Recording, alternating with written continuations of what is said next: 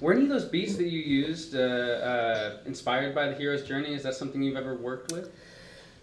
Of course. I mean, I think everyone, most screenwriters, it's interesting. So the hero's journey is a super, super useful template for a particular kind of story.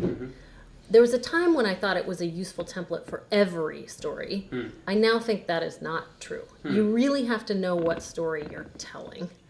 And so if you're really lucky, you can use that template and you've got a quest story that makes sense, and that's a really great template because it works. And if you can latch onto it, it'll work over and over and over again. As long as you follow those basic sort of points, you're going to make it. There are stories, I think, that don't want to follow that template, and then you're going to struggle more. Was this one of those stories where you wanted it to maybe some of the structure you wanted to impose and some of the resistance? Was it around any of those elements? Yeah, I mean, again, I wanted this kind of arcing Yeah. for her, and I wanted, and so it was both at the beginning and at the end. I wanted that.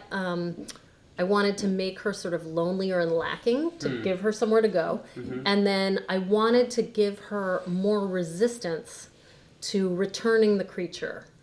I wanted her to have her own issues with, now I've found love and I can't let go, and I tried to give her all these things that, again, in a traditional American film you would have seen. And you ended up only the artist saying, let's keep him for a while. Right, which was absolutely, like, I had her being sort of in a way that would make you doubt her for a minute, I think. And some of the areas where I did fixes stuck that just were necessary for basic story points.